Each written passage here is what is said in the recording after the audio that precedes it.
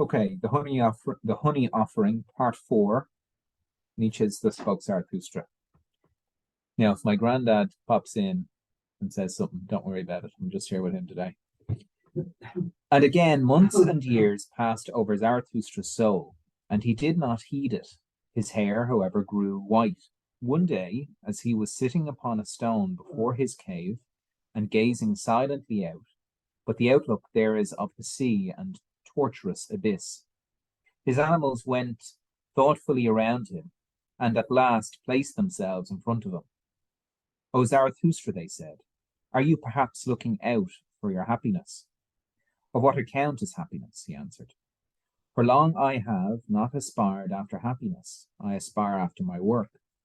O Zarathustra, said the animals then, you say that as one who has too many good things. Do you not lie in a sky blue lake of happiness? You buffoons, answered Zarathustra and smiled. How well you chose that image. But you know too that my happiness is heavy and not like a liquid wave. It oppresses me and will not leave me, and behaves like molten pitch. Then his animals again went thoughtfully around him and placed themselves once more in front of him. O Zarathustra, they said, is that why you yourself are growing ever darker and more sallow? Although your hair looks white and flaxen, behold, you are sitting on your pitch. What are you saying, my animal? Said Zarathustra, laughing. Truly, I spoke slander when I spoke of pitch. What is happening to me happens to all fruits that grow ripe. It is the honey in my veins that makes my blood thicker and my soul quieter. It will be so, O Zarathustra, answered the animals and pressed towards him. But would you not like to climb a high mountain today? The air is clear, and today one can see more of the world than ever. Yes, my animals, he answered. Your advice is admirable, and after my own inclination. Today I will climb a high mountain, but take care that I have honey ready to hand. There, yellow, white, fine, ice cool, golden honey in the comb. For I intended to offer the honey offering. But when Zarathustra reached the summit, he sent home the animals, which had accompanied him, and found that he was now alone. Then he laughed with his whole heart, looked around him, and spoke thus. That I spoke of offerings and honey offerings was merely a ruse, truly a useful piece of folly. Up here I can speak more freely than before hermits' caves and hermits' pets. Offer what? I squander what is given to me. I, a squanderer with 1,000 hands, how could I call that an offering? And when I desired honey, I desired only bait and sweet syrup and grum, which even grumbling bears and strange, sullen, wicked birds are greedy for. The finest bait, such as huntsmen and fishermen need, for although the world is like a dark animal jungle and a pleasure ground for all wild huntsmen, it seems to me to be rather and preferably an unfathomable rich sea, a sea full of many-coloured fishes and crabs for which even the gods might long and become fishers and casters of nets. So rich is the world in strange things, great and small, especially the human world, the human sea. Now I cast my golden fishing rod into it and say, open up, human abyss. Open up to throw me your fishes and glistening crabs. With my finest bait shall I bait today the strangest human fish. My happiness itself shall I cast far and wide between sunrise, noontide, and sunset, to see if my many human fishes will not learn to kick and tug at my happiness, until they, biting on my sharp hidden hooks, have to come up to my height. The most multicolored groundings of the abyss to the most wicked of all fishers of men. For I am he, from the heart and from the beginning, drawing towards me, drawing up to me, raising up a drawer, trainer, a taskmaker, who once bade himself, and not in vain, become who you are. Thus men may now come up to me, for I am still waiting for the signs that it is time for my descent. As yet I do not myself go down, as I must among men, therefore I wait here, cunning and scornful, upon high mountains, not impatient, not patient. On the contrary, one who has unlearned even patience, because he no longer suffers impatience. For my destiny is allowing me time. Has it forgotten me? Or is it sitting in the shadows behind a great stone, catching flies?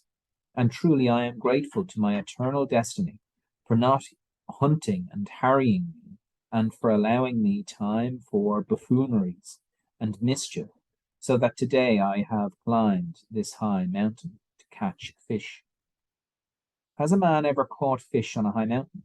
And if what I want and do up here is a stupidity, better to do it than to become solemn, green, and sallow by waiting down there, to become, by waiting, a pompous snorter of wrath, a holy howling storm from the mountains, an impatient man crying down into the valleys, "Listen, or I shall lash you with the scourge of God."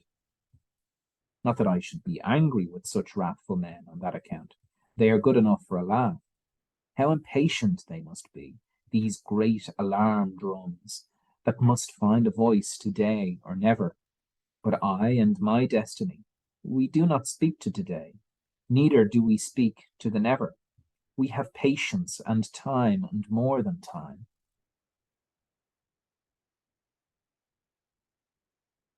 For it must come one day and may not pass by. What must come one day and may not pass by?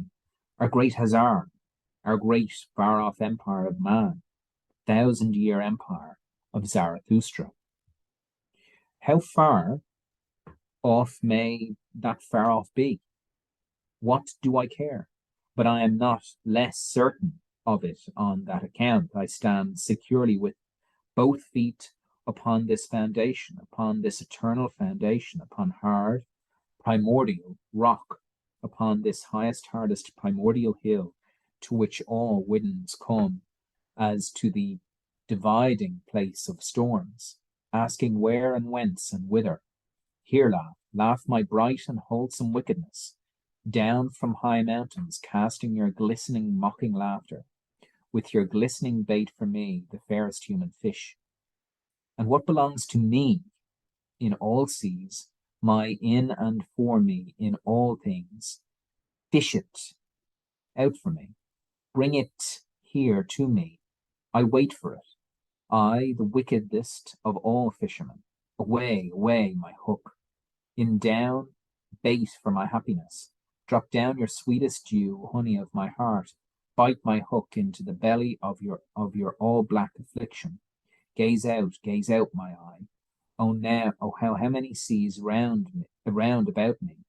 What dawning human futures, and above me, what rosy stillness, what cloudless silence.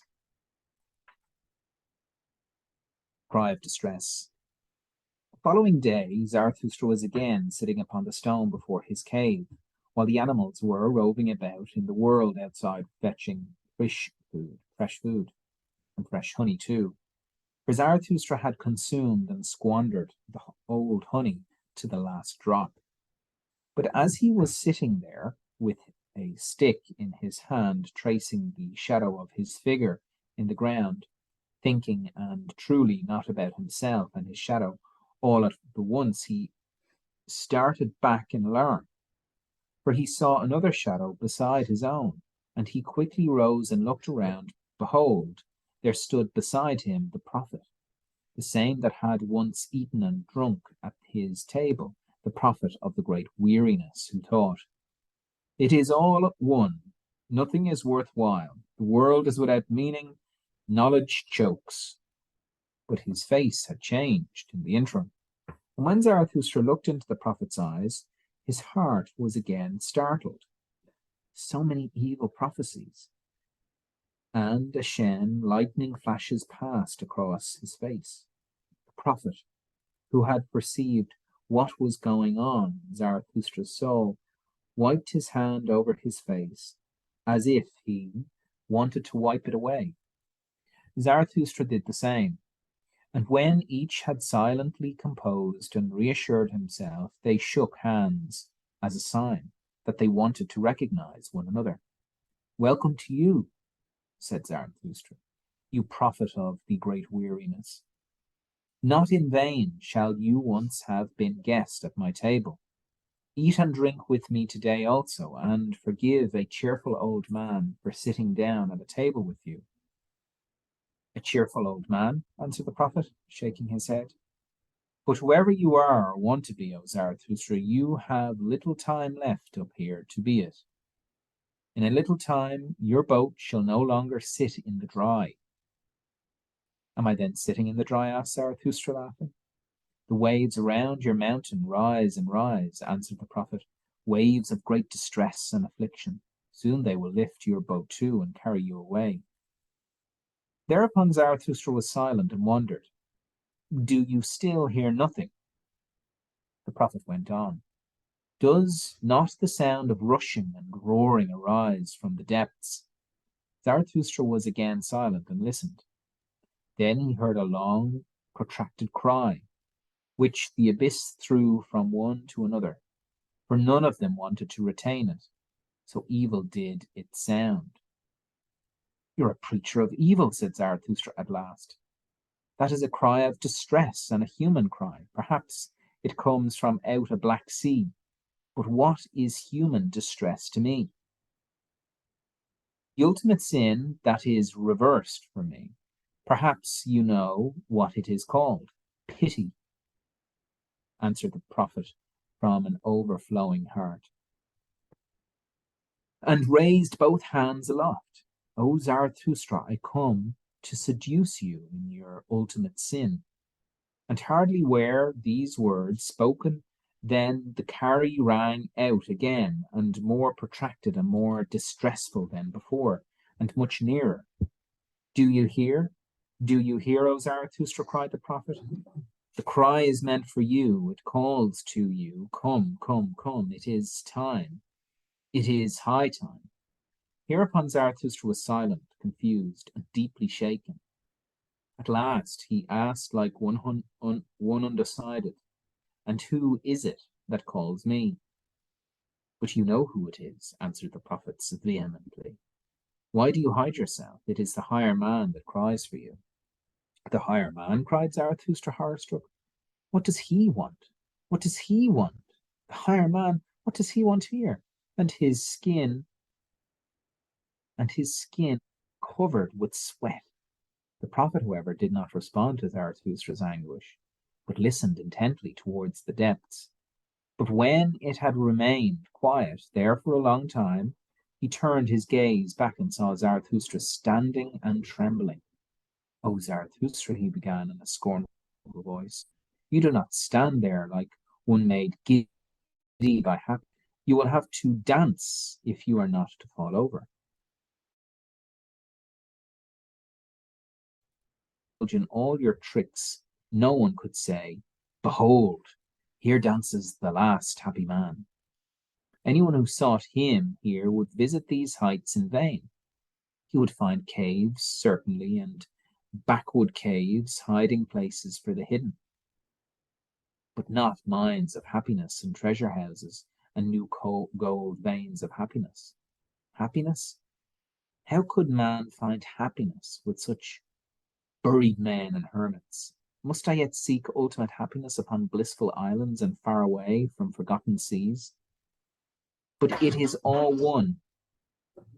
Nothing worthwhile seeking is useless, and there are no blissful islands any more.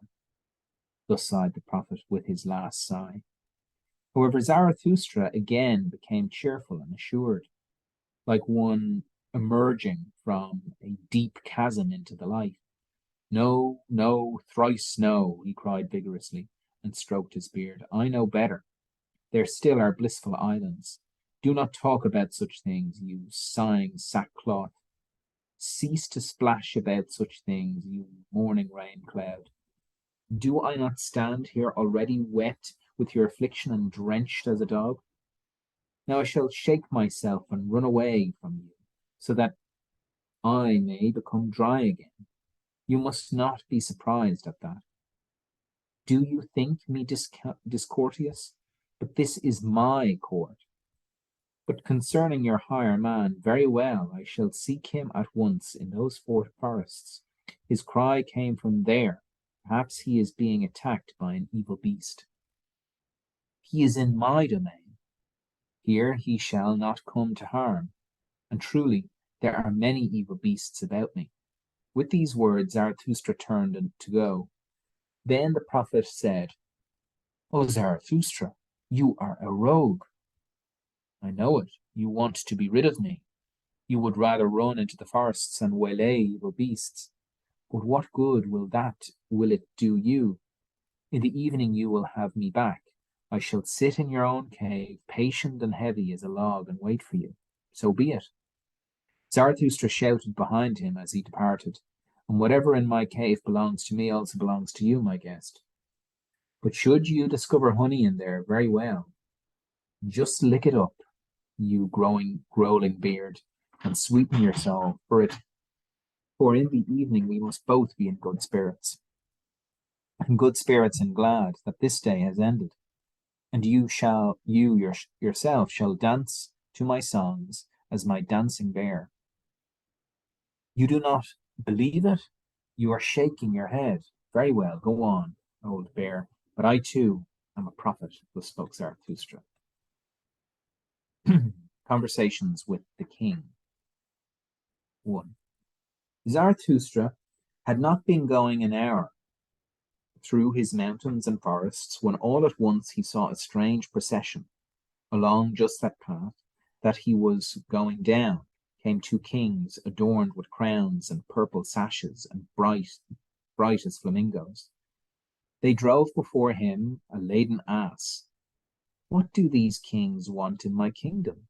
Said Zarathustra, in astonishment to his heart, and quickly concealed himself behind a bush. But as the kings drew abreast of him, he said half aloud, like someone talking to himself, Strange, strange, I cannot make this out. I see 2 kings and only 1 ass. Then the 2 kings halted, smiled, gazed at the place from which the voice had come, and then looked upon one another in the face. No doubt people think such things as that at home too, said the king on the right, but they do not utter them. The king on the left shrugged his shoulders and answered, It is probably a goatherd or a hermit who has lived too long among trees and rocks. For no company at all also corrupts good manners. Good manners, replied the other king indignantly and bitterly. What is it we are avoiding then? It is not good manners, or our good company. Truly, better to live among hermits and goatherds than with our gilded, false, painted rabble, although it calls itself good company, although it calls itself nobility. But there, everything is false and rotten, most of all the blood, thanks to old evil disease and worse quacks. I think the finest and dearest man today is a healthy peasant, uncouth, cunning, obstinate, enduring. That is the noblest type today. The peasant is the finest man today, and the peasantry should be master. But ours is the kingdom of the rabble. I no longer let myself be taken in. Rabble, however, means hodgepodge.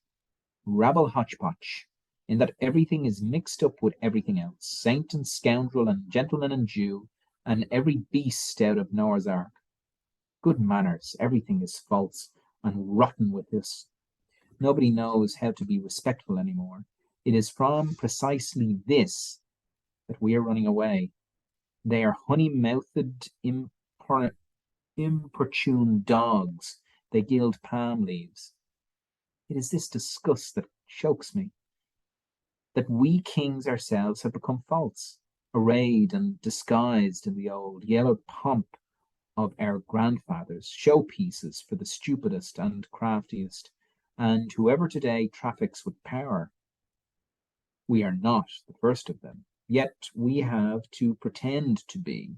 We have at last become tired and disgusted with this deception.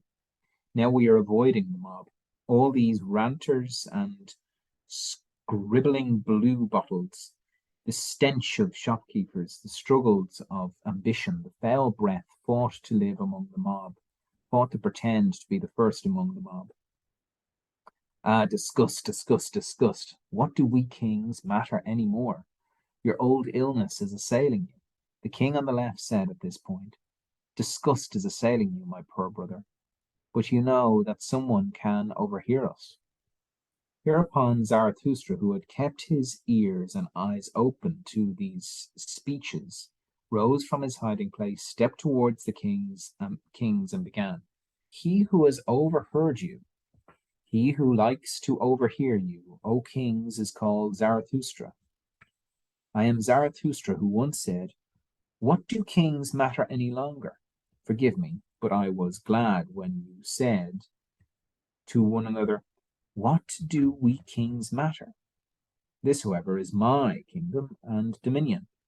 What might you be seeking in my kingdom? But perhaps on your way you have found what I am seeking.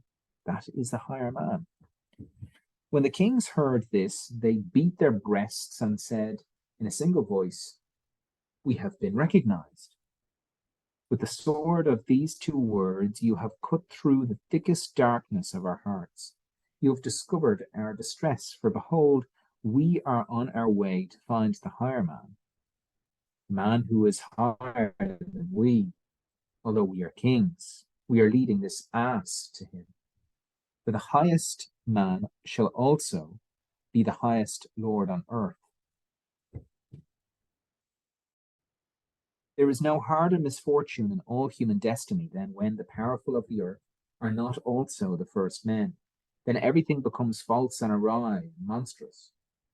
And when they are even the last men and more beast than man, then the value of the rabble rises higher and higher. And at last the rabble virtue says, behold, I alone am virtue.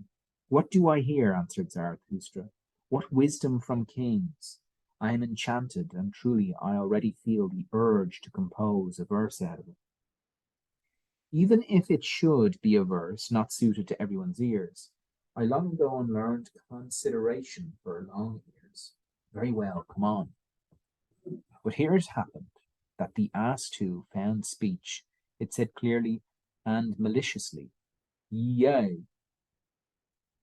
Once on a time, 'twas A.D. 1, I think, thus spoke the Sibyl, drunken without drink. How bad things go! Decay, decay! Near sank the word so low. Rome is now a harlot and a brothel too. Rome's Caesar a beast, and God himself a Jew. 2. The kings were delighted with these lines of Zarathustra's, and the king on the right said, O Zarathustra, how well we did to come out and see you.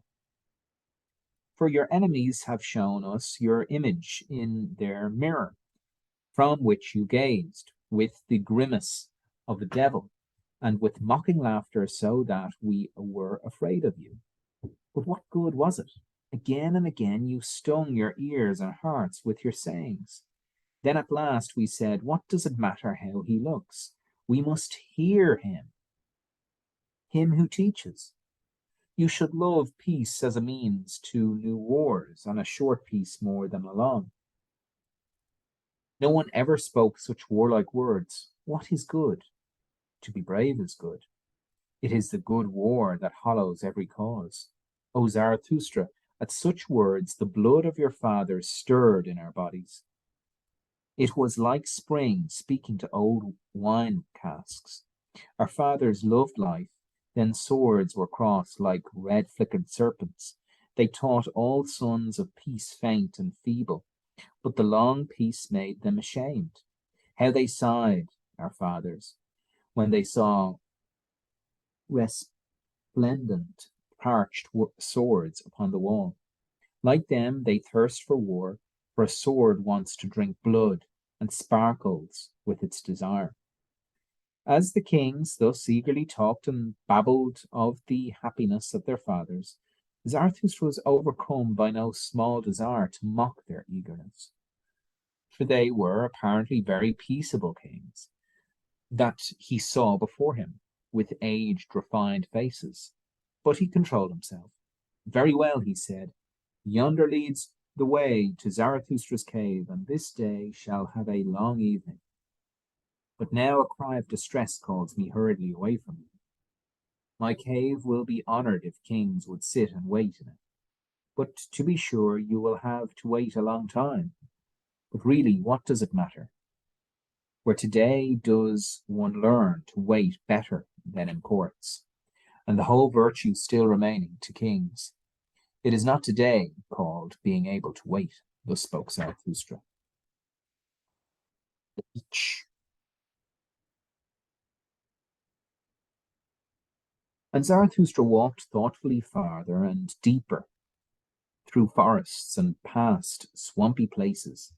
But as happens with those who think on difficult things, on his way he unintentionally trod on a man, and behold, all at once a cry of pain and two curses and 20 little incentives spurted up into his face, so that in his fright he raised his stick and brought it down onto the man he had trodden on.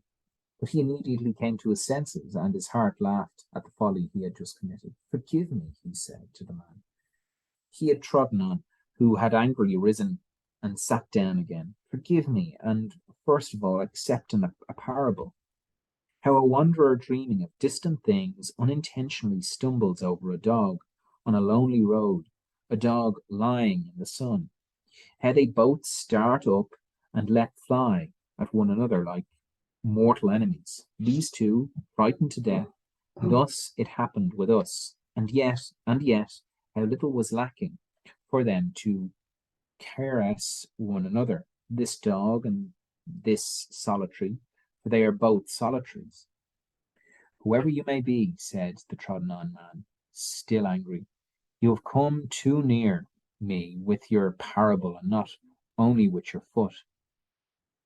For look, am I a dog? And thereupon the sitting man arose and drew his naked arm from the swamp.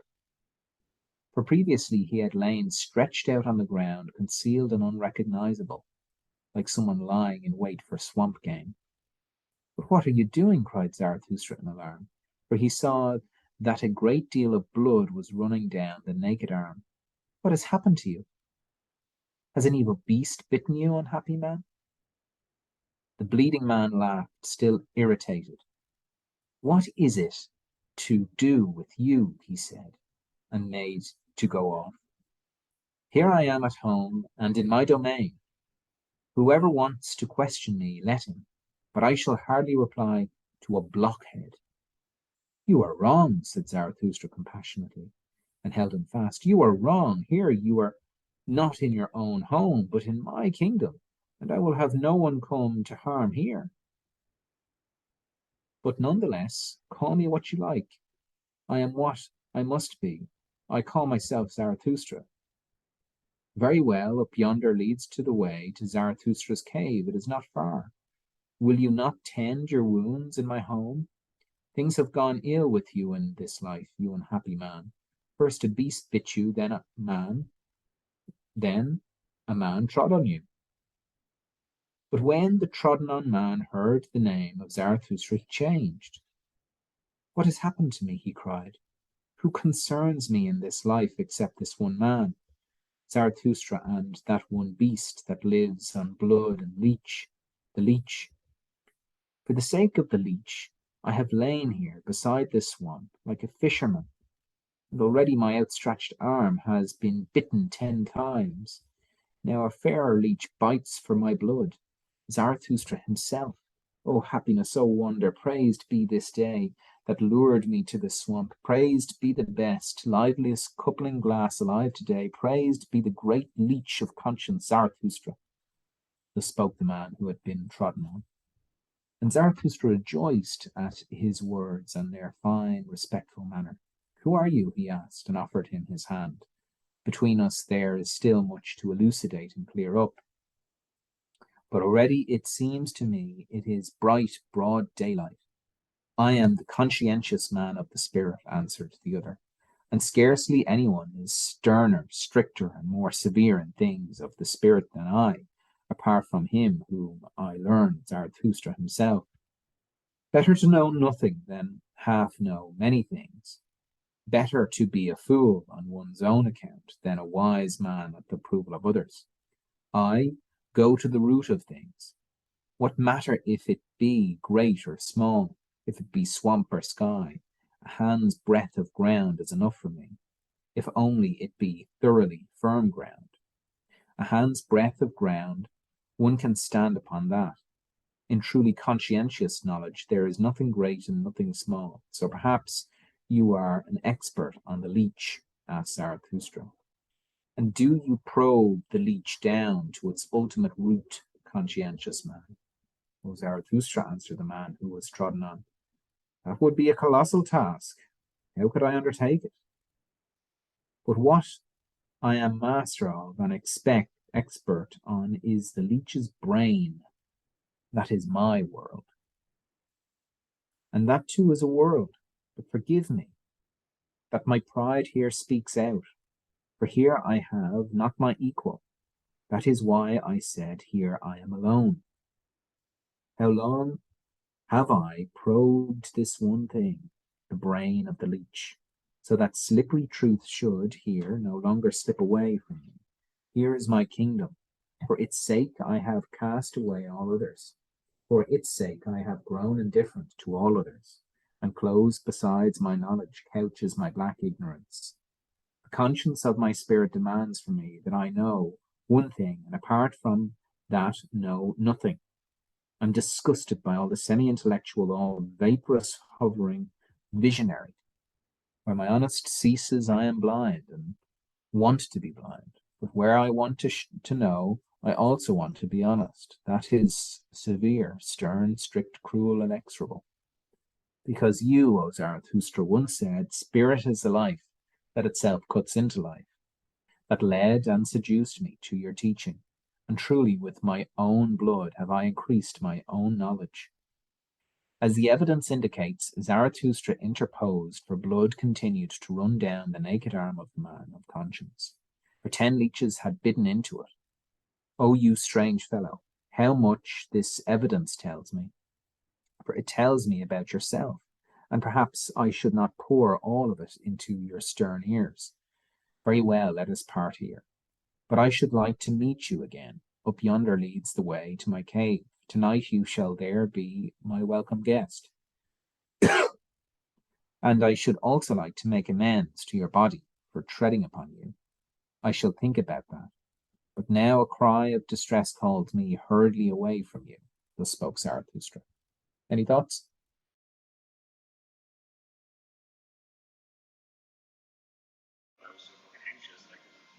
I just had a beard that long.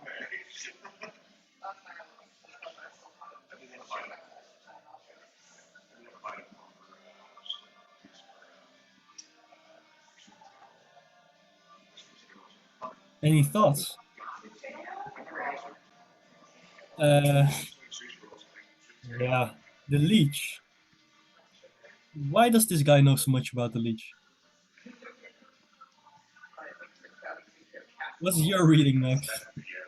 Do you have any thoughts? Because I don't understand it. He's Well, like he's a trodden on man. Sorry? So they would have had, back in the day, they would have used leech as a medicine cure, and he would have sucked the blood out. I'm sort of reading it as, the preachers. You have these preachers or philosophers that just sort of,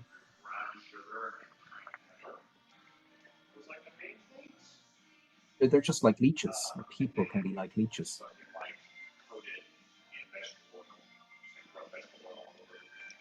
but he's also like he seemed to know like he said the brain of the leech is is his domain. Like he's like this expert or something like that. Like that's where that's what you know he knows about this little thing. Um, it holds some sort of like fascination for him, or like it's his field or something like that. Um, uh, but yeah, otherwise I don't I don't know if I fully understand all. other than those obvious sort of allusions to, like you said, people can be leech-like. It's, people can, um, like he was in the mud. He was, he was invisible. Um, that's why he got trodden upon. You know. What about if we look at the leech sort of in modern terms, like gambling or alcohol? You might have people who know a lot about alcohol or gambling and know, what it's doing, but yet they still go back, or they just can't help being addicted to it. It's like a parasite, right? Yeah, parasite on their.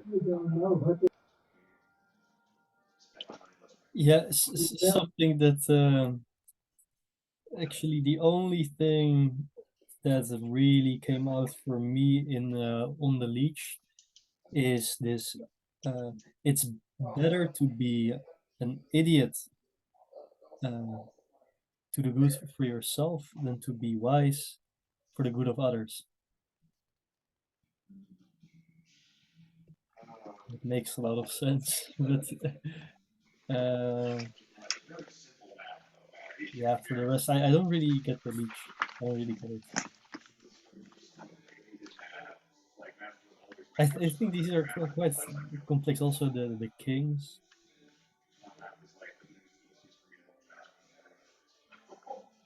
Do you find me uncourteous? Well, this is my court. I like that.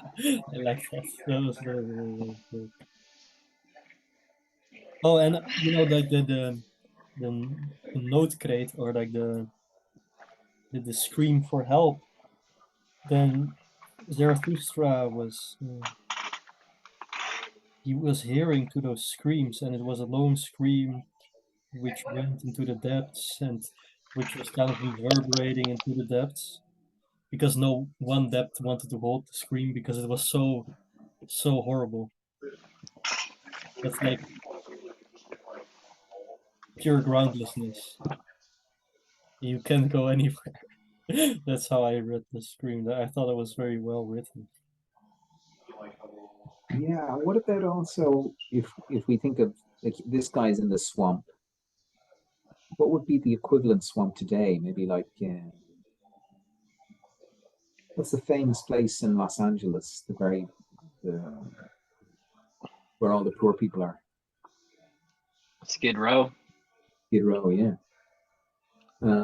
Now I don't know if it exactly, because if he's in a swamp which is sort of isolated, so he's on his own. But he does seem to be a bit of a down and out, a trodden on man. Zarathustra couldn't actually make a difference between him and the swamp.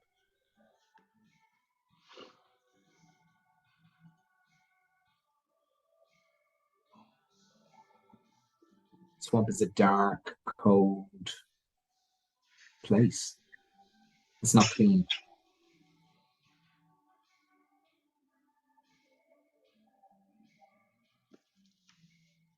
Yeah, I think, of course, the Zarathustra is. I'm just trying to see where we have to go from here, because he's obviously wrestling with himself through other people.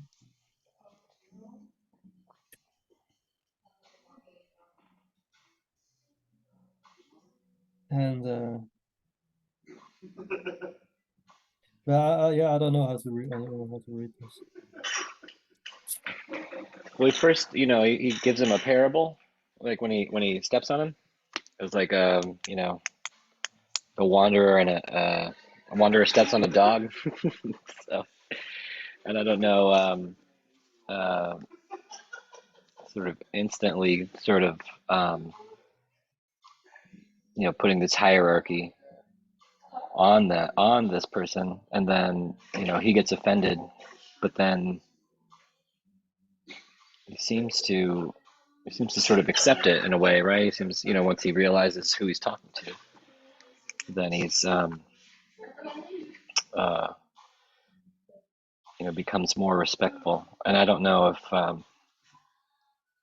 it sort of matters, the um, if it was this was like sort of a hallucination, or this, whether he was really there or not. But it took this moment to recognize, you know, Does it who it matter who was. says it? Does it matter who says it? In philosophy, we prioritize the argument. Is the argument logical? What's the propositions? Maybe we would be a bit more open because we're more into the existential. But why does it matter that Zarathustra is saying it? Do you mean as a general question? Because his demeanor changed when Zarathustra, he realized it was Zarathustra. He wouldn't have been as open if it wasn't Zarathustra. Well,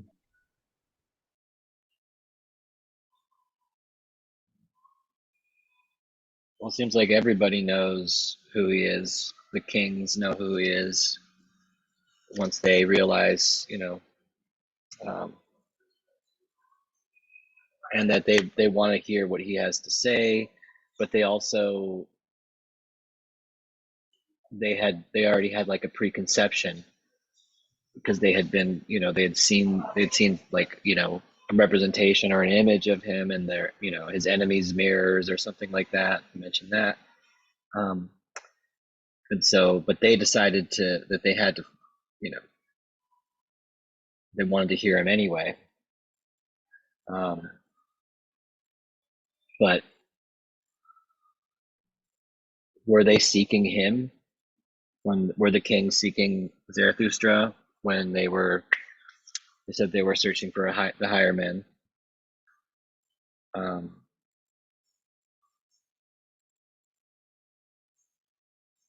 They only brought the one ass with them, They wanted to give it to the once they found the person who was more than them, more than they were.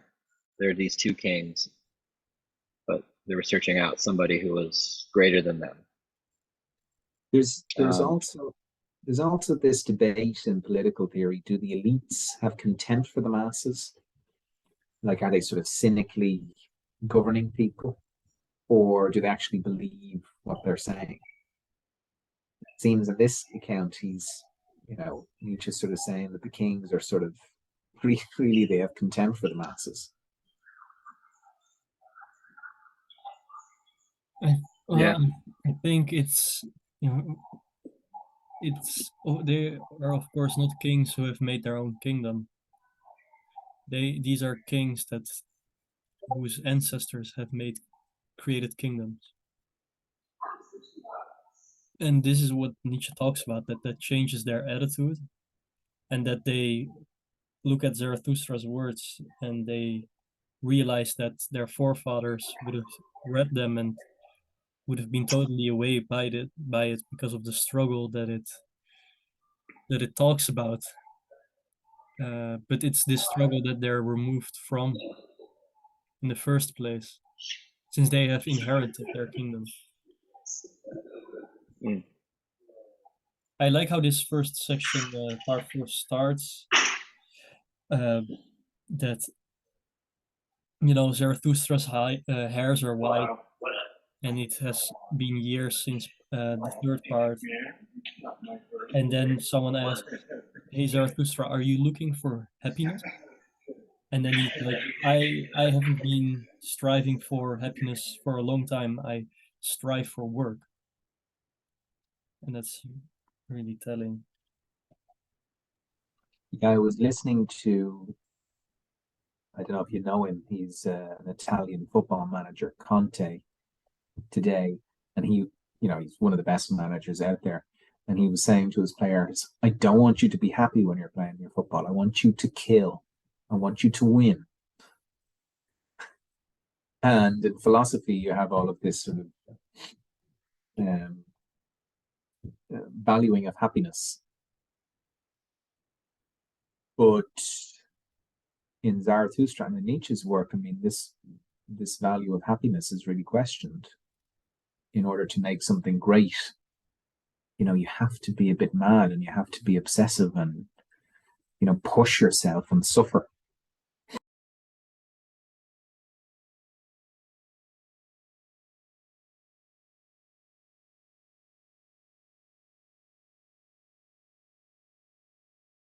Yes, yeah, of course.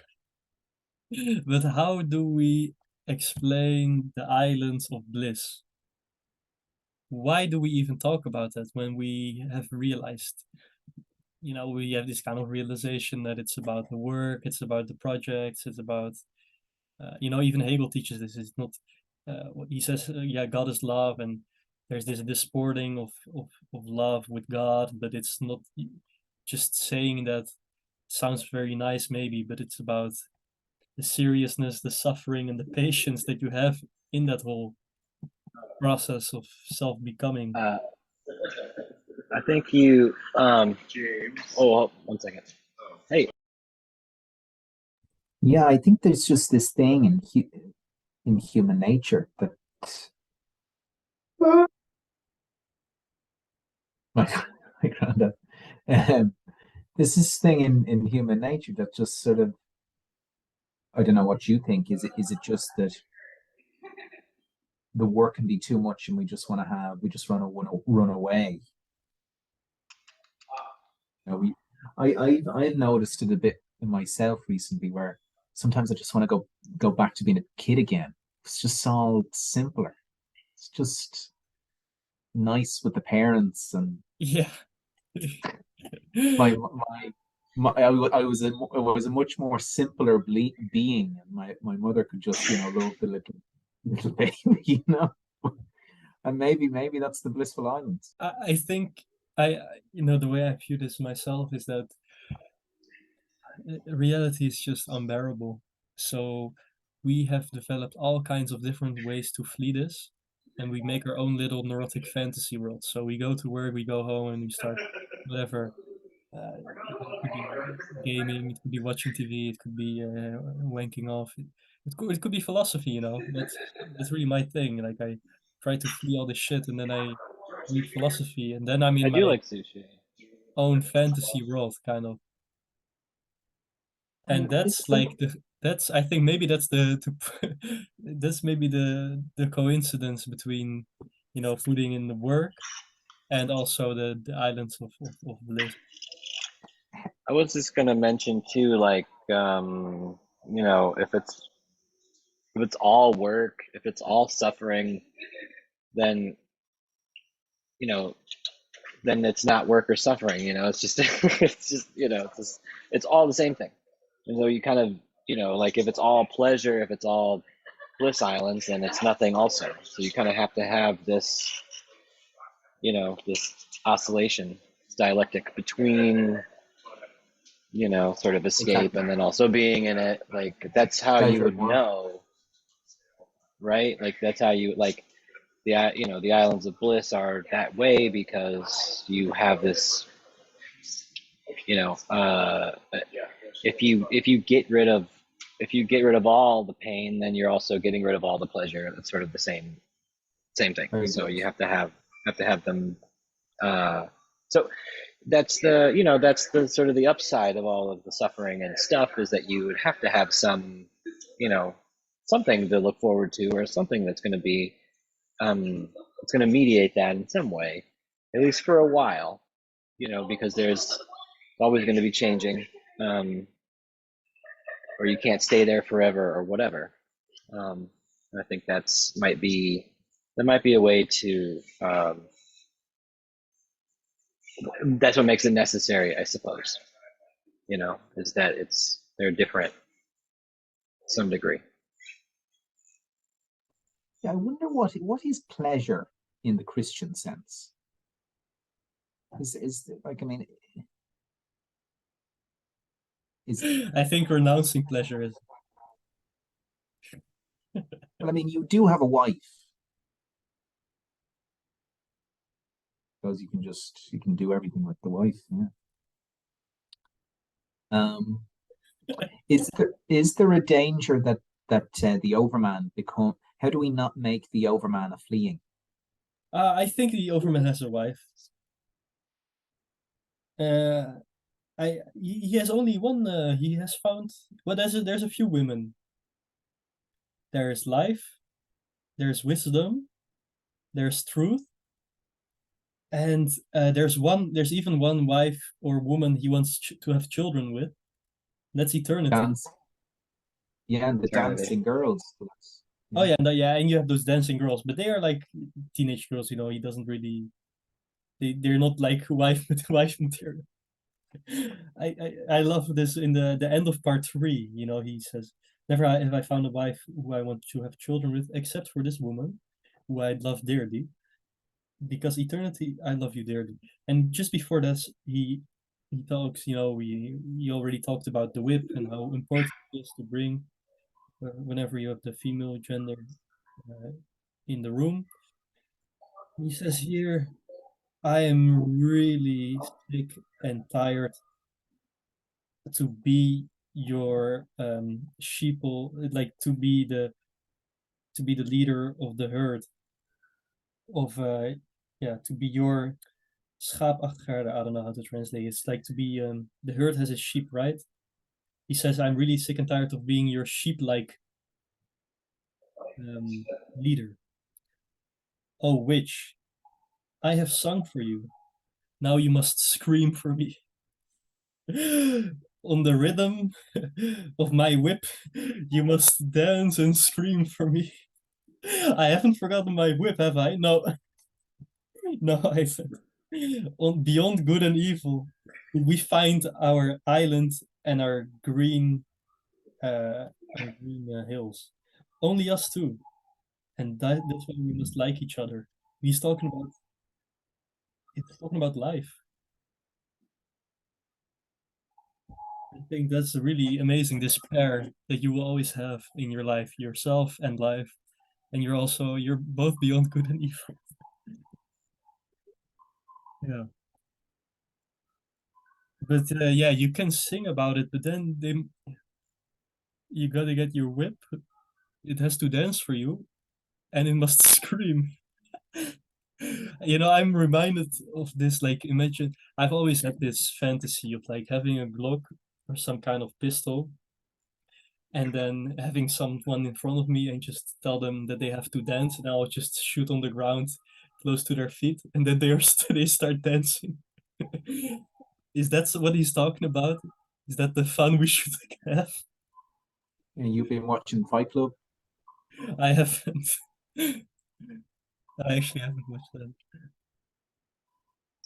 Oh, and he also says at the end of part 3, "Aren't all words for those who are heavy? Do not all words lie for those who are light? Sing, stop talking." I love this also because for me in my life, I love to sing, and I yeah, I really love to sing especially when there's no one around, because then I can sing whatever. Um, and yeah, there's just like this always when you have this heaviness and you start singing, everything is so nice. There's singing is really such a special activity. Yeah, but for sure, like I think these parts of the books are so difficult, like this. Also, the eternal recurrence of the same. I don't even want to pretend that I understand a little bit of it. He says in on I'm truly grateful to my eternal destiny for not hunting and harrying me, for allowing me time for buffoonery and mischief, so that today I climbed this mountain to catch fish.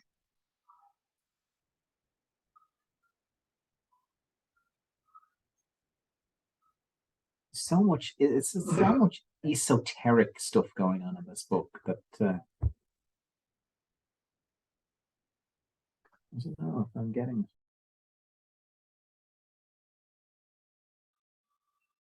Yes, and also the one before that, it was he says, "For I am he from the heart and from the beginning, drawing towards me, drawing up to me, raising up a drawer, trainer, and taskmaker, who once bade himself, and not in vain, become who you are." there is this sort of I always say this in my understanding of the eternal reoccurrence. There's this sort of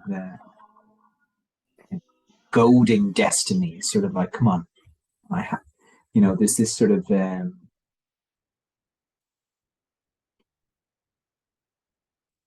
it's sort of like a match with destiny. Who said that? Become who you're destined to be. Who said it, but I thought that was very, very good. What were you going to say, Dimitri? Yeah, I was going to say here, also at the end of part 3, he says, but if you don't want to cry, if you don't want to cry out your heaviness, then you must sing, my soul. See, I'm laughing, smiling, uh, right when I predict this. And he says here, your zwaarmoedigheid, your heaviness rests in all the happiness of future singing. So your heaviness rests in all the happiness of your future singing.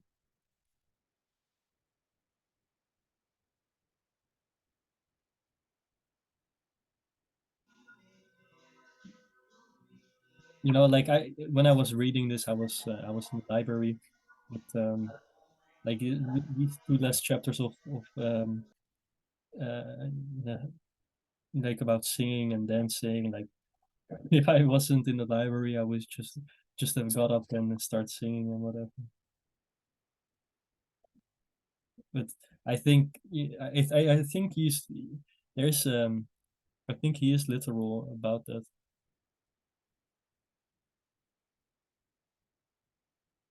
It's kind of it's difficult though, because he like what is it about singing that's Well, I think this fits in with cathartic or something? the general. How can I say this? Changing of one's being. So there's innocence with the child with singing. There's a being able to carry the heaviness with the camel. It's the fighting. And yeah, if you can't, if you're not, if you're inflexible, if you're rigid in who you are and the attitudes that you take in life, you're not going to find the truth according to Zarathustra. You have to be able to, and I think with the heaviness that he's saying is if you go through your own heaviness, what's weighing you down, then in the future you'll be actually be able to cast that off and you'll be able to sing. Right. Yeah, he says here also, singing is for those who are healing. Let the healthy speak. And if the healthy person wants songs, then he wants different songs than the one who is healing, being healed. Now, it's interesting here that he's not saying that the one has already been healed, but it's the one who is in the process of being healed. How do you relate? How do you guys relate that to the child? Is the child healed fully in a sense? I was gonna say that like singing can be like it can be alluring, but it can also be like really comforting too. Mothers will sing to their children and stuff, and it seems to calm them down. And I don't know. I wanted to connect all the the imagery of fishing and stuff to like it's biblical imagery. And Jesus and the disciples and stuff were fishermen, and in the beginning, Zarathustra is carrying the corpse. He says to himself, like, what a fine catch of fish you caught today. Um, caught a corpse. Um, and so there's some level of like singing being alluring. So you're attracting. attracting people to you in some way, and fishing, you know, gathering up and alluring, that sort of a thing. And I don't know if it's all the way connected, but yeah, I guess that's what when I think about singing, I I feel really self-conscious if I were to sing, out loud. So if you were to feel free enough to actually sing something in front of others, then that would be, there would be an innocence to that. But uh, but yeah, I think the other side of that would be that it could be very, there could be a lot of uh, pleasure that you get from either singing or listening to singing, possibly, you know. So why, Max and maybe James, why do people not just sing? Like, why doesn't everyone just sing on the streets? Like, there's some people who do it, you know. Some people just go and sing on the streets. But why ashamed about singing? I mean, it's why is there this shame about artistic expression, you know? Because it's always there, I think. Like yeah. Like many Probably. people are learning an Go ahead. instrument, they don't want you to listen to it because it's not good enough yet, you know? Well, it's very like Apollonian or Dionysian, like you're either just gonna go for it, or you're going to be very sort of like have undergone a lot of training or something like that. There's a lot of skill or something. So there's either this sort of, you're naturally, um, you have this sort of affinity for it, or like, you have some sort of capacity for it, versus, to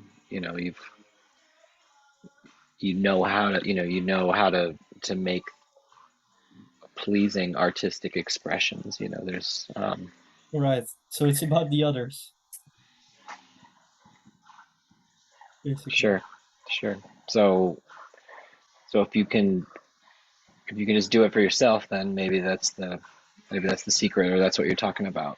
Like, Yeah. doesn't matter if you're an idiot for yourself, rather than being like, so so experienced for everybody else. You know, like your singing is about your own expression, or is about your own sort of release or whatever. Um, and then people will like resonate with that or not. But if you're trying to please everybody, then uh, it'll never be good enough, I guess. Yeah, and then you can sing, you can talk. Talking is more heaviness. I'll be That's back in 2 seconds, lads. Back in 2 seconds. okay. So he says talking is heavier. Now, if we take a Freudian approach to this, repression emerges because of the reality principle. And singing is like you said, has this kind of Dionysian childlike spontaneity to it. It doesn't really matter if it's like good or not in a sense, because there's so many horrible music which is very popular. But yeah, philosophy is also is interesting here because it's so like philosophy is really for weirdos, because at least if you do music and you do it well, like people who don't know anything about it can oh wow, that's beautiful, you play guitar, you play piano, whatever. But people don't really care about philosophy, or they like become kind of intimidated by it and are like, oh, that's probably nonsense. Like they have all kinds of, I can notice this in my own life. They don't. Uh, there's like few people who are like, oh, that's interesting, but it's very rare. most people don't really care about it or find it ridiculous. But music is so different, you know, when like yeah. Yeah. Maybe not, I don't know, maybe it's no, well, I mean, philosophy is really, you can it's hard to enjoy philosophy if you're not really into it. It's very difficult with music. It's about intuition, you know. Maybe. Well, I mean, I agree with you. I but there was also I'm like reminded of this part from Phenomenology of Spirit where Hegel talks about how like you know you know if you give somebody like leather and tacks or something that they won't be able to make shoes, but they think they can do philosophy or something, even though they haven't studied it, even though they don't know anything about it. Like all it takes is it's like this thing where like philosophy picks up right where your study has left off. That's what people think. Like it's as soon as wherever you ended your thinking, if whatever you don't know, you philosophize about, rather than it being like this, it's very sort of challenging pursuit that is really vested in like in science and learning. You know what I mean? And like an investigation. And so and maybe music is the same thing. That like if if you don't know any better, you might think your music is really exceptional, you know. But if if you have experience and you've listened to lots of different musics, then perhaps you're uh, you, you would sort of know like maybe where you stand to some degree, but also again that may not. You have to have the spirit of the child and can't worry about that. You have to still make that joyful noise or whatever. You know what I mean? The interesting the interesting thing here is like the Spoke Zarathustra is the opposite of like the critique of pure reason in many ways. Like it is amazing that you have this book of like and Hegel, even though he can be more mystical, sort of reason in German. And then you have this sort of highly emotional Zarathustra, extremely mythical, uh, an existential book. I do think, I mean, there were like there was a romanticism, right, in Hegel's time. That's why he talks about it in the preface.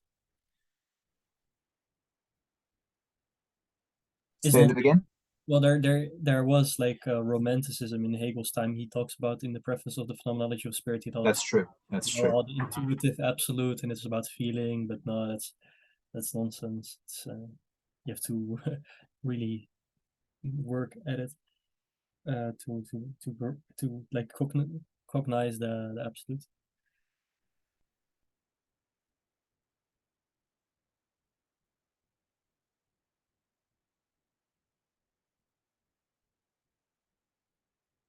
There is this one in part 3. He says, "With every soul belongs a different world. For every soul, every other soul is a hinterworld.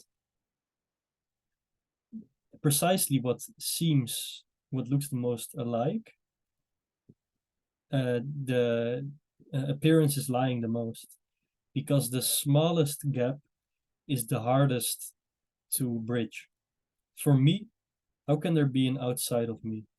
There is no outside. But we forget that with the with Planck. Where are you reading this Forget from, that with Dimitri? sounds. We forget this with sounds. And what is it lovely that we forget this? Where are you reading this? I'm reading this on the healing, the herstellen.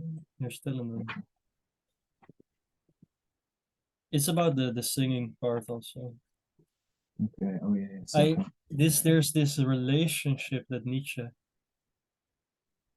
has towards appearance Yes. that is very, like, on the one hand you could say very Hegelian, because he does have an understanding that the gap between appearance, or like between the signifiers, that this is covered over, that's basically deception. But he loves that we forget that this is deception, which is what happens again when when you fall in love. You have this, oh, I think, or like when you have other desires and you cover over the lack, you try to cover over it, and yeah. So yeah, Well, Nietzsche's so playful in that sense. you need these myths. I mean, even Plato was talking about this in the Republic, the noble lie, this sort of life-sustaining, potentially falsehood or myth to bind people together.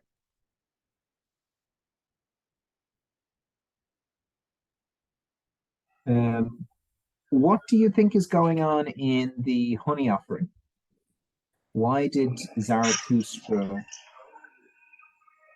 this ruse, that I spoke of offerings and honey offerings was merely a ruse and truly a useful piece of folly. Up here I can speak more freely. And then he also takes all of the honey. Now, there is a paper that I'm reading at the moment where they're arguing that Zarathustra's conception of justice is gift giving.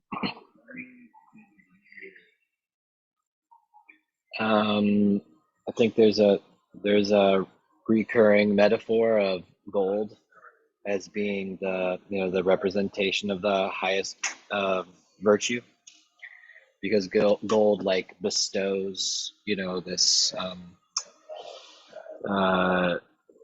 it bestows itself, and so I think that like relating honey and calls it golden and all that stuff, it must be connected in some way. And there's a lot of different objects that are described as gold. The golden ball and his staff has gold on it, and there's a so gold is a common, sort of referred to commonly throughout. And so how does it achieve the substance with the highest value, because it's because it represents the highest. I guess I don't exactly remember the exact wording, but that's but that seems to be something that is referred to throughout, is that this gold is the highest sort of value, because it represents this this highest virtue of gift giving and bestowing, something And like that. abundance fits in with this Yeah, idea of abundance. yeah. And I think that, I was talking with Quinn and Jason, and we were talking about pathway of despair, in Hegel's phenomenology. And we were talking about what type of person can do these types of things that we see in Hegel's phenomenology, and Zarathustra going across the tightrope. And it really is a person of abundance. I mean, he talks here about, truly I spoke slander when I spoke of pitch. What is happening to me happens to all fruits that grow ripe. It is the honey in my veins that makes my blood thicker and my soul quieter. It will be so, O Zarathustra, answered the animals and pressed towards him. But would you not like to climb a mountain today? So he has this sort of life affirming abundance of gold flowing through his veins,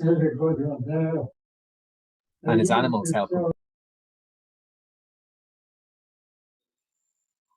Yeah. Well, honey and fruit, they're all, they're sweet and they have sugar and they give you energy. So, you would need that sort of energy for all the constant, like, up and down the mountain stuff.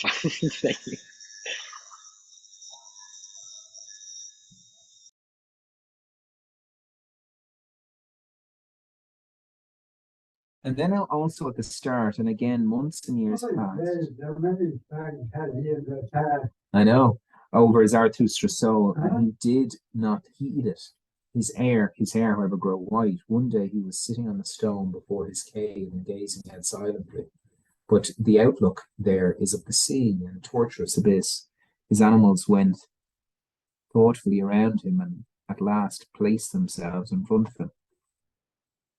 So there's a guy, a German philosopher, who did a conversation with Cadell. Johannes, is it?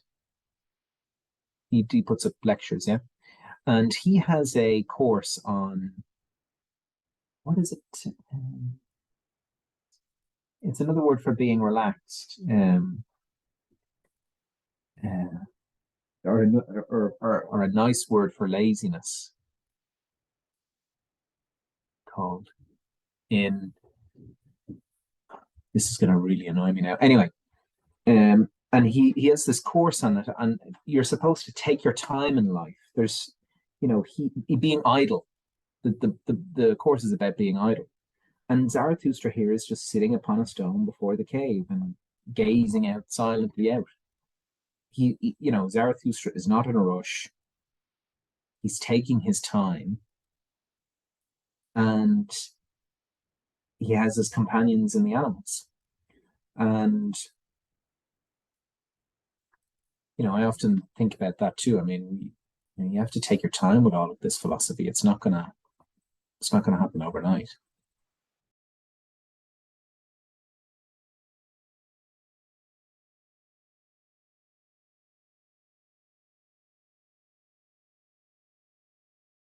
What would you want to happen? What you mean? Like that the desire change overnight. Like what is that desire for,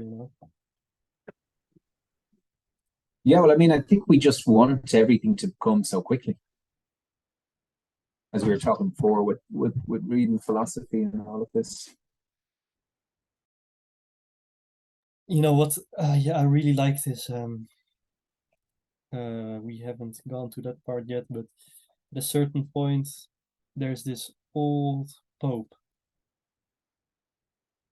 and then they're discussing with each other, and then here in the book it says, "Let him go," Zarathustra said after having thought for a long time, and that really hit me. Like, oh, it's just you've had to take a long time to think about it, and then he's like, "Oh yeah, let it go." Like no special words, no response, just that.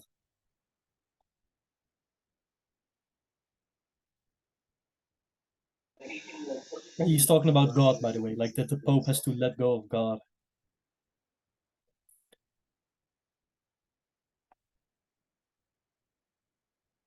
Yeah, is this related to the prophet that he sees in the cry of distress? This older man, the prophet of great weariness. Yeah, it's after the bloodsucker and after the wizard.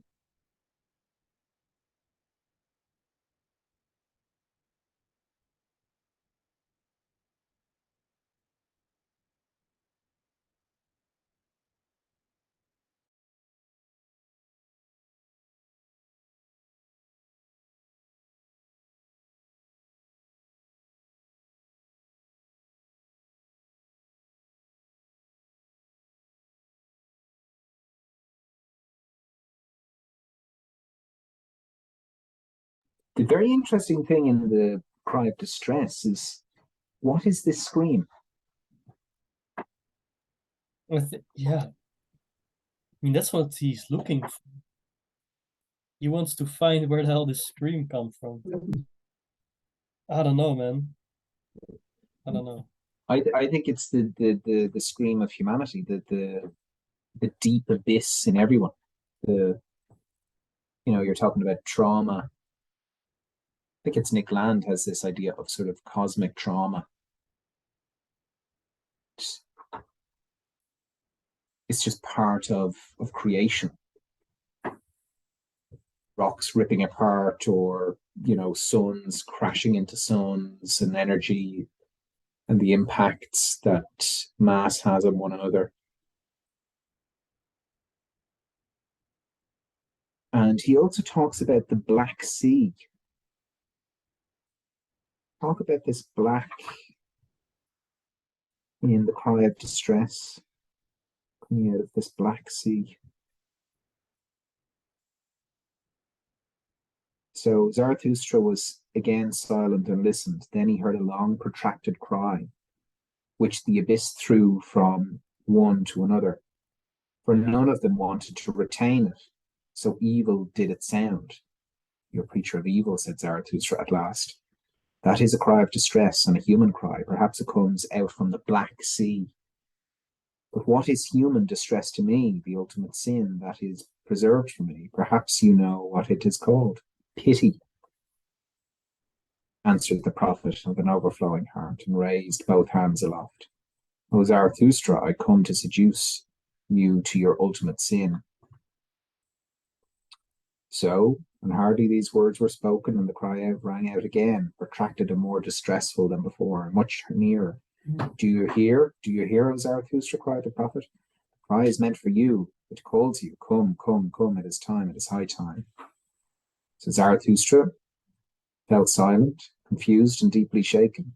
At last he was asked, like one undecided, and who is it that calls me? Do you know who it is? Answered the prophet vehemently. Why do you hide yourself? It's the higher man that cries from you. So Zarathustra, the higher man, cried Zarathustra, horror struck. What does he want? What does he want? The higher man, what does he want here? And his skin was covered with sweat. The prophet, however, did not respond to Zarathustra's anguish, but listened intently towards the depths. But when it had remained quiet there for a long time, he turned, gazed his back, and saw Zarathustra standing trembling.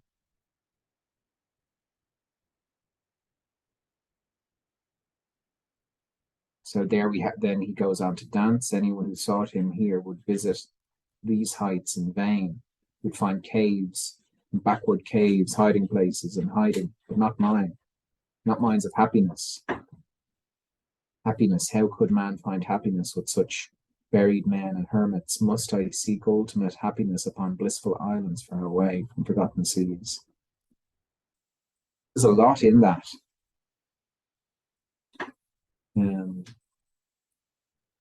And the cry is pity. And the preacher seems to be challenging Zarathustra. And who is it that calls me? But you know who it is, answered the prophet. Why do you hide yourself? It's the higher man that calls you. And Zarathustra's sweating. I talked about that in the Q&A, that your body, Zarathustra is not actually communicating. His body is the one that's communicating. Because he obviously knows that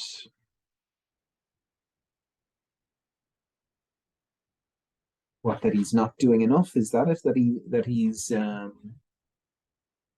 working through pity, and he feels that he's not doing enough. Yeah, I think so.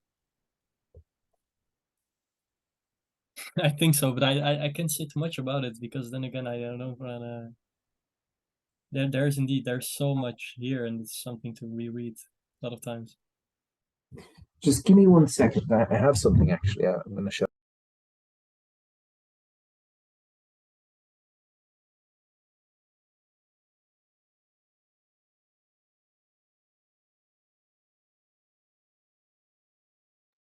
What does he have? Does he have a gift for us? If he has a gift for us, he has to thank us if we accept it, if we follow Nietzsche. Well, I have a gift. The gift is knowledge. It's a book by Burnham, The Guide to Thus Spoke Zarathustra. And so I've been reading this, and he goes through and basically explains parts of. So in regards to the cry of need, 172. Let's see. So this is reminiscent of Matthew, the devil tempting Christ in the desert, basically. So the section is a portrayal of the lynx. Yeah, sorry to interrupt. Do you know that actually comes from Zoroastrianism? As well. Zoroaster, Zarathustra goes to the desert, and then Angra Mainyu or something is trying to deceive him. Very good. Very good.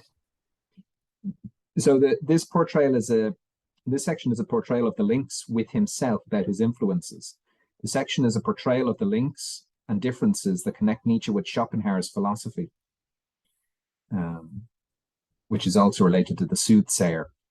Reminiscent of the devil tempting Christ in the desert, Matthew 4:1. The soothsayer of the great wariness is tempting Zarathustra to commit what both think of his ultimate sin, compassion, the Christian virtue of pity. This is a mirror image of the biblical story. Here, the nihilistic tempter wants Zarathustra to deviate from the path of reevaluated values, fall into the old Christian ways of evaluation, and commit what was formerly deadly virtue. I'm thinking of Peterson here, Jordan Peterson. Come back to Christianity. The soothsayer thinks he has driven Zarathustra into a corner by indicating the cry of the need for his own creation, the superior human. He launches into a speech where he denies Zarathustra his happiness. In a world where all is the same, nothing is worthwhile, no seeking avails, nor are the isles of blessed anymore. In the biblical story, Jesus finds the strength to reject the devil in recognizing his work for what it is, conjuring tempting realities that are nothing more than chimeras. Here Zarathustra emerges from out of his attack of existential anxiety by recognizing the unreality of the soothsayer's claim that the real world is no longer recognizable as paradoxical. He can now reject the tempting spirit of pessimistic nihilism. No, 3 times, no, in the firm conviction that the real world is beautiful. We have already discussed the concept of pity, how an appearing to be a benign impulse to help is often a lustful play for power through demeaning. Those most worthy of pity would be precisely those most damaged by it. The ugliest human, one of the guests to come, is a clear example. However, Zarathustra's rushing to defend the superior human, whose cry of need he can hear, his repeated claims that no one shall come to harm in his realm, his wish to set everyone who is mournful on firm land and firm legs again, and the whole evening's events all express a virtue already dangerous close to pity. Zarathustra's pity would be for the superior humans, but these are meant human beings who are the first fruits of Zarathustra's teachings. They have in part learned the great disgust for the current state of the human, and have the strength of will and creativity of the spirit to do something about it. However, whatever furtherance they give the project of the overhuman, they must also be allowed to go under. The superior humans, however, also represent modes of humanity that Zarathustra has overcome in himself. They also self-portray. They are thus enemies too. Zarathustra turns the Christian moral requirement of love of one's neighbour into the worldly demand of love of those farthest away. That is, love for friends and enemies, insofar as this is love of the overman. He extends the laws of hospitality towards the soothsayer once more by inviting him to be a guest of his cave. This Uber Schopenhauerian is prophesying the end of the world. Nietzsche, its beginning in the overman. So there we go. I got very confused by the cry of distress. I didn't know that Zarathustra was being tempted. Yeah, when I read it the first time, it did seem like, they were trying to trick him into something. Yeah. And that's why I said at the beginning, he's struggling with himself. So I don't know if he's necessarily overcome those dimensions, because No. at the end of those interactions, he says, I learned a lot from those interactions. Yes. Yes. There's another one here on the leech.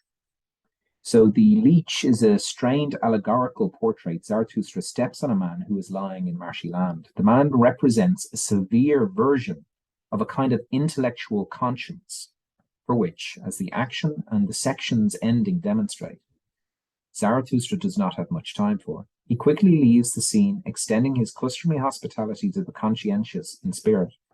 The conscientious man has the lifeblood sucked out of him by the object he is studying. In his blinkered search for the leech, he has lost all sense of priorities and proportion. This is a portrayal of modern scientific attitudes, characterized by positivistic optimism, in which the picture of the whole gets obscured by excessive specialization. Nietzsche's brain, obsession with detail, and oblivion to the question of the value of the inquiry. In the end, the studying subject resembles the object that he studies. The man has himself turned into a mud parasite. Moreover, the leeches get fatter. Practices of study followed by the scientist involved in interpretation of the world, but also thereby reinforce the interpretation. The reader should compare the use of the idea of conscience in the gay science, especially in section 335, although the subject here is moral duties rather than scientific ones. The distinction there between a narrow conscience and a conscience behind the conscience helps us to understand Zarathustra's distaste for the leech. The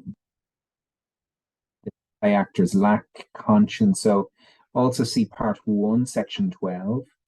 The speaks of connection with conscience there. The 3 play actors lack conscience of the spirit, and they are like a perverse mirror image of the leech. Significantly, the very next section just gives us such a play actor. So this leech of positivistic optimism, this scientific optimism. So this could be, I mean, like the 4 horsemen, the 4 atheists. Dennis, Dawkins, men of science, men of optimistic science. I mean, that's what Sam Harris wants to do. He wants to scientificize morality, make morality a science. It kind of reminds me of something that Cadell talks about. Like, he talks about his experience a lot, and his thesis advisor was was a real expert in lemurs or something or other, and it's like, how can you truly teach, these sort of, these much broader philosophical notions when all you do is study this very narrow, sort of narrow bandwidth. And I think that was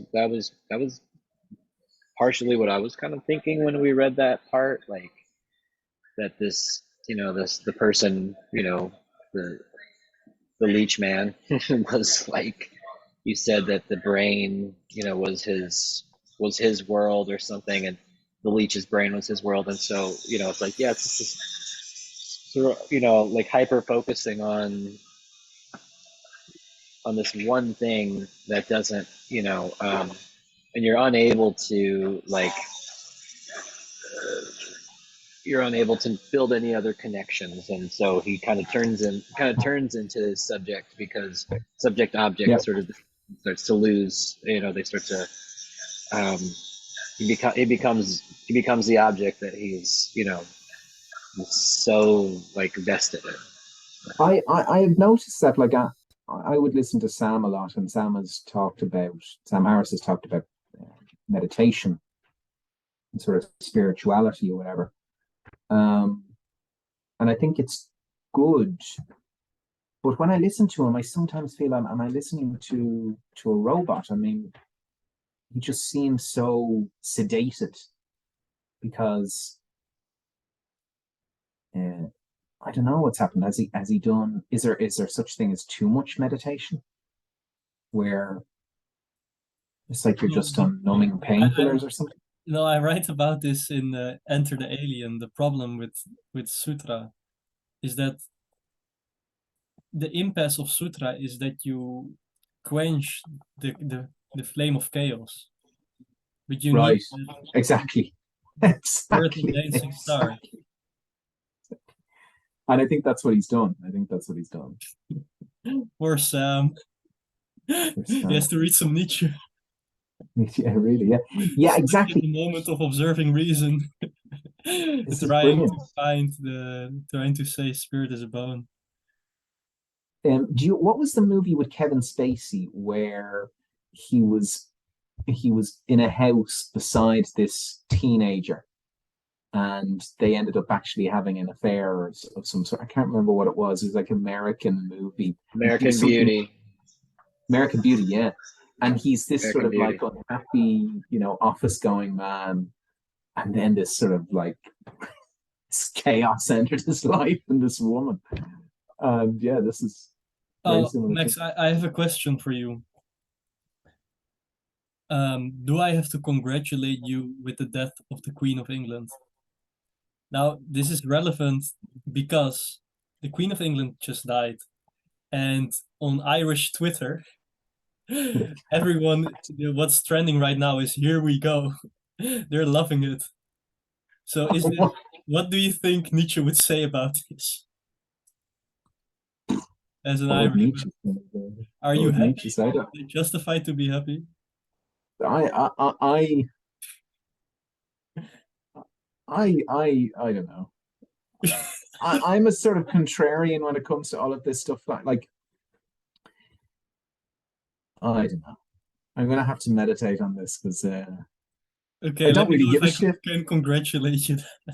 I don't really care. I don't like to see anybody die, but I mean, she had a long life, and I'm sorry for the Brits, but I suppose as an Irishman, I shouldn't be. Uh, no, but all commiserations to the Queen.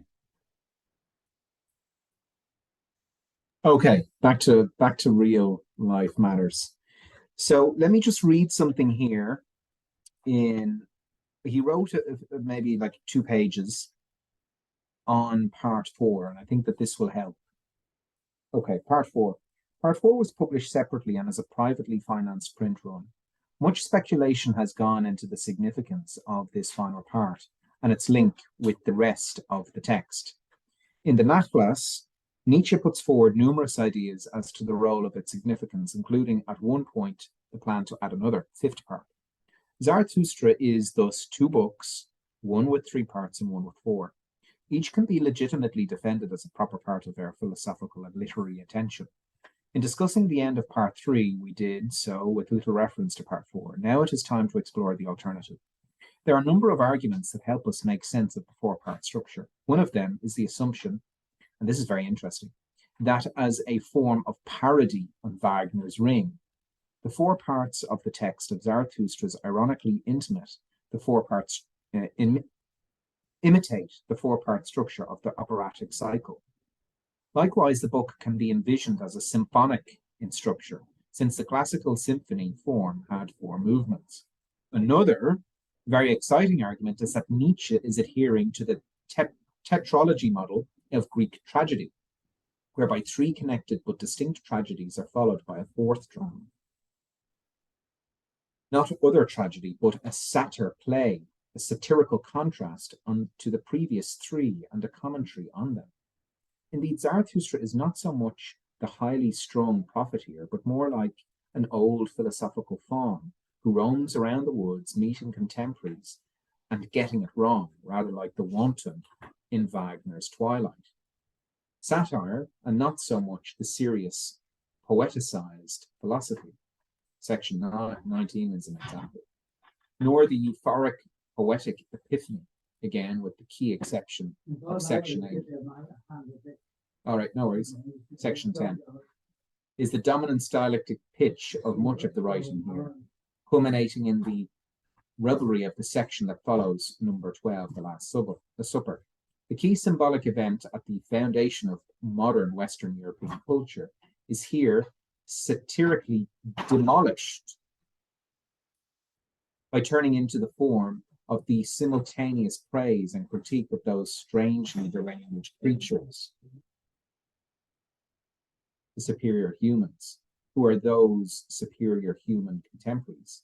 They are asses' heads in a fool's gallery. So the Burnham is saying here that Nietzsche is being satirical on the Last Supper.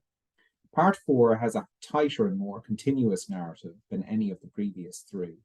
With its focus on individual allegorical portraits, it resembles Part 1. However, these portraits are not just subject matter for Zarathustra, they are part of a broader symbolic story. In this part, Zarathustra takes on a new role. In hosting the supper, he turns into a hybrid between an earthbound Socrates and an aesthetic Jesus Christ. Part 4 brings together, through the device of a communal dinner, the divergent antagonistic positions in the various areas of the book's critique: religion, science, social morality, politics, and aesthetics. They are all under one roof, as it were, that of the cave, Zarathustra's earthly, Sabaratic church. These gathering individuals are the superior humans. They are superior and higher in that they stand out from the all too many, through having internalized, made part of their mode of life, some aspect of Zarathustra's teaching. They are all allegorical portraits, and some are clearly satirical reimaginings of real individuals. What seems initially difficult to understand is the futility of the gathering of guests and their entertainment. As the night progresses, they become more and more whole, but it is clear that they do not, in the end, transform. They are unable to further Zarathustra's work and cannot bear thought, the eternal reoccurrence. And return to our initial subject before we recorded the podcast. Zarathustra is failing here, and he admits it at the end. Is this Zarathustra turned novel of disillusioned a la Flaubert, last novel, Education Sentimental? On the final pages, Frederick, the novel's anti-hero, is overcome with the realization of the futility of all that he has achieved and done. Or is this the twilight of Zarathustra? Nietzsche's cryptic reference to the failure of the gods in Wagner's Last Ring opera. Only the final scene with its mystical sign of hope, and a hope closer than ever, keep Part 4 distinct from these two models. The Dionysian satyr play, or goat song, the deflating fourth part of Greek tragic tetralogies, is the appropriate form. Dionysian revelry satirizes modern forms of degeneracy as they emerge from within the crisis of Platonic and Christian traditions. Socrates and Jesus are the two representatives of spiritual escapism and ethical life denial. In the Last Supper, the explicit reference to Jesus' last episode with the whole group of disciples before his crucifixion, including the gesture by which, arguably, the most important church institution is initiated, the Eucharist. However, in Nietzsche's inventive hands, it also contains an implied reference to Plato's Symposium, one of the richest and most elaborate of the dialogues where Athenian literati, including Socrates, discuss the origin of history, of love, and of knowledge. Nietzsche is here rewriting these important incidents in the same way as the book as a whole is creatively rewriting the birth of European morality in the historical figure of Zoroaster. The German words for both events superimposed upon each other here are for the Last Supper, Gastmahl, the translation of the Symposium. The general lowering of tension in the mainly satirical part 4 puts the first 3 parts in sharper profile. There Nietzsche had attempted, by means of gradually increasingly poetic concentration, to drive the present time of the narrative as closely as was conceivable right up to the point of revolutionary turnaround. But this was also the point where Nietzsche had to let go. because it is in the nature of the utopian vision that its realization is out of reach of the visionary. The prophet never reaches the promised land. The highest intensity of poetic conjecture cannot achieve the realization of the future in the present, other than perhaps in poetically evoked vision. Only for the poet, who also calls on the resource of music, is it possible to write this kind of philosophy. Zarathustra's hair has turned to white. He is now a wise old man, our contemporary, all too human again, perhaps, who can deal more calmly, indeed, sometimes even nonchalantly with the challenges. For he knows that the seeds of his message have been sown out into the world and are beginning to bear fruit. It seems likely that the portrayal of Zarathustra in Part 4 picks up to an extent on Goethe, inspired by Goethe, Karl Immerann's notion of renunciation. Goethe's sequel to his first Bildungsroman, Wilhelm Meister Apprenticeship, was called Wilhelm Meister's Journeyman, Years, or the Renunciants. Immermann's seminal Zeit novel, The Epilogues in 1836, is built around the notion of renunciation, the titanic extremes of youth and forceful original artistic creation, storms and stress, are being replaced by an equilibrium of the self, more the tune with what is humanly possible and culturally conceivable. To the end, though, Zarathustra does not let go of his belief that it will be possible to overcome this kind of epigonal pessimism. Nevertheless, Zarathustra has largely lost the frantic yearning side his character shown in the earlier parts. There is another feature that can now come to the fore in Zarathustra's character. He can make fun of himself and lampoon some of the positions he had been tackling in a more serious ways before, a self-ironical streak that in turn separates Zarathustra from Wilhelm Meister, who hardly ever laughs, let alone about himself. One function in Part 4 is for Nietzsche, therefore, to clarify his critique of contemporary culture. Here now these positions are turned into portraits of near contemporaries. Schopenhauer, French and German Kaisers perhaps, Wagner, maybe Feuerbach, socialist egalitarianism, contemporary positivistic science, specialization, and so forth. The poetic intensity of parts 1 to 3 may be broken now, the suspense of the storyline suspended in favor of much smaller scale narrative. But if we read Zarathustra as a kaleidoscope compendium of cultural critique, then this final part adds a sharp edge to the first 3 parts. This fits in with the Goethean program of critique as part of character reform through renunciation. A grown-up Goethean man goes out into the world and tackles it head on. Goethe's novel feature extensive discussion of issues topical and relevant at the time. Education, for instance. It is Psychokritik. So, there we go. That's Burnham's So account.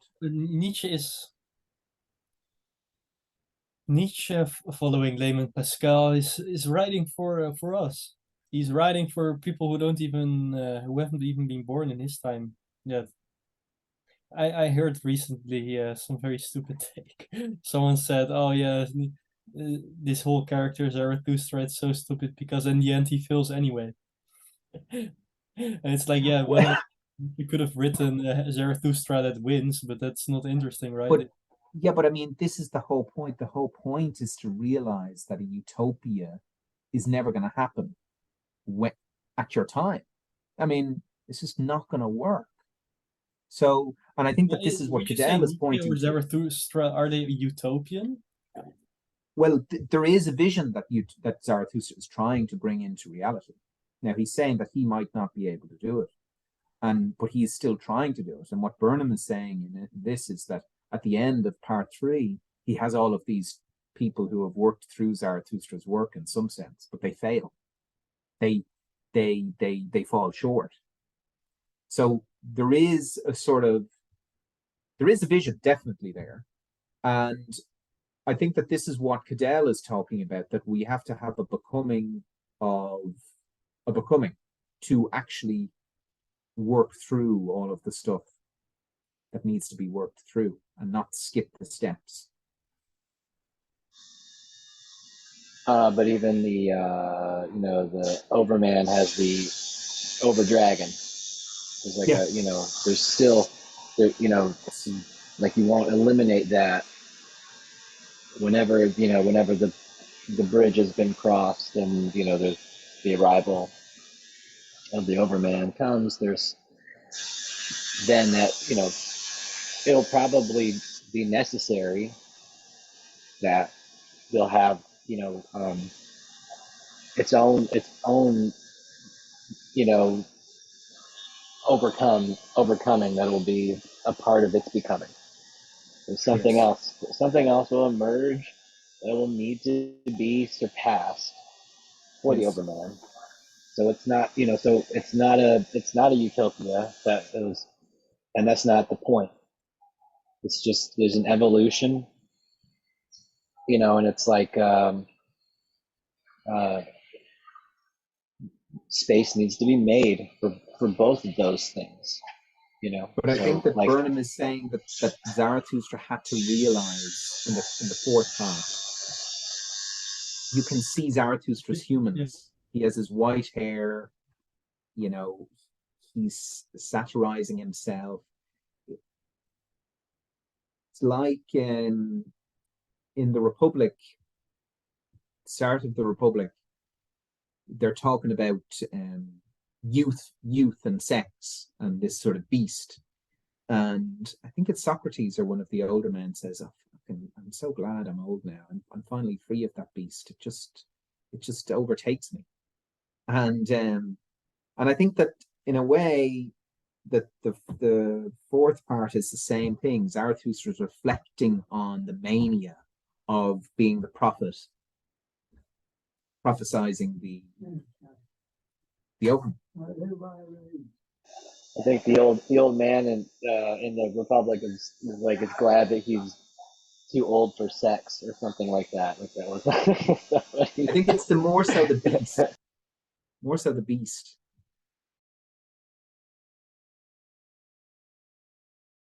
But I find this sort of part that Burnham is writing very helpful in orientating herself because the interaction with Socrates and Jesus is really important, and their role as a North Star for culture, for the West, and Nietzsche's engagement with that.